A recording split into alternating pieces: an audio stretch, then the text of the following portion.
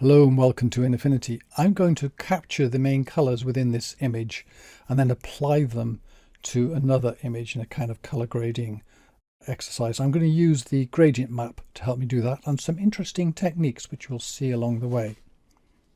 So first of all, I'm going to go to the gradient map, and I don't want to see the colors on this yet, so I'm going to drag it underneath so we can still see the original image.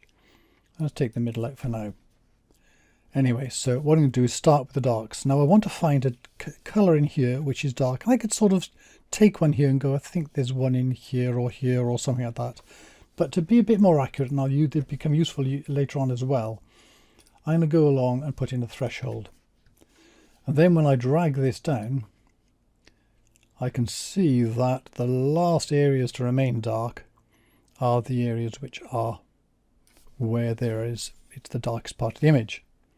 And to see where it is in the image, I'll just turn down the opacity here to around about halfway. So now I can see those areas there are within that bush. Now then, to pick up the colours here, I need to mark that area. So I'm going to go to View, Studio and Info to bring up the info panel. And then I just use one of these, grab the target and drag that over to that area there. And then I'm going to turn off the threshold, hide it, and look to see where it is. Yeah, it's definitely within a dark area there, so my blacks are going to be a dark green. That's great. So I bring up the gradient map, choose the dark point, which is on the left, change the color here, and the way to do this now is take the pipette, drag that right on top of that marker, and then that's put to the circle. So I click on the circle and let's now put it into there. Now I'm going to go to the other end, to the white point, and now I bring up the threshold again, drag all the way up to the other end and see what's the points there which are being highlighted. And what we can see here, we've got a choice now. I could go into the oranges here, I could go up there, but these are kind of like burn points from the sun. I'd like to get a bit more of the natural colours and maybe something a bit whiter, so I'll go into this area here.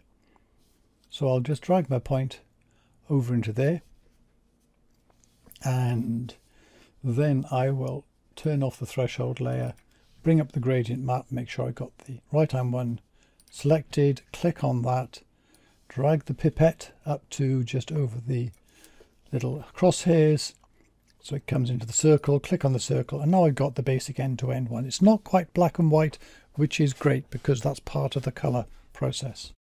Now then, I want to colour somewhere in the middle.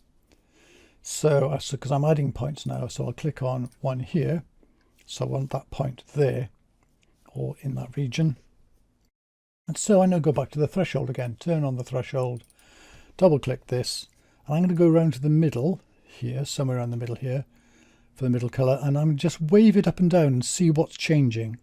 Yeah, and when you see what's changing, you're going to take a point there. Well, there's a point here within this, and the orange is a good colour in this because it's a strong colour within the image. It's part of that thing. So I'm just going to drag my point here into that there, and I'm going to pick up from there. So now I turn off the threshold layer, double click the gradient map, go to this one here, click on that, and click on the color, click on the pipette, go to here and just drop it onto that, and then click on here, and I've now got that orangey color in the middle. However, I also want to change the position of this, and to do that I'm going to go back up to the info panel here, click on those three circles there and change this to an HSL.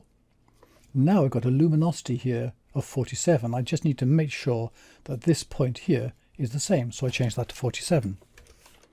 And now I've matched the luminosity with what's on the image with what's on the gradient map, and this will make a big difference in making it seem a lot more natural when you use it elsewhere. So now then, let's put a point in here, and it's in the 20s, 25, 20 something like that, and so I need to find that. So I go back up to the threshold map, click on that, and bring this down here, and I look at the number up here, that's 24. So in this region here, see what's changing. and it's going to be, well, let's go for a green to support that green. That's another choice we make. And there's a bit down here that seems to be, on the transition. So that's going to be a lighter green rather than the darker green of the rest of that. So I drag the thing down here into that from here. So now I can see this one here. And this is, let's turn this off here. So yes, that's better. So the luminosity there is 22. That's about right. So that's okay.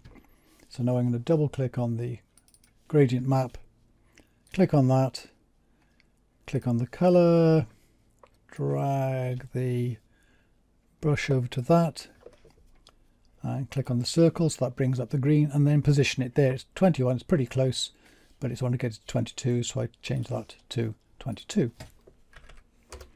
Let's just do one more point up here. So I'm going to put one up here, and I want to colour in here. So I'm going to look around at the colours here. It'd be nice to get a bit of the yellow in here as well. So I sort of grade from green to orange to yellow. So I'm thinking about the colour combinations as well. So let's go for that.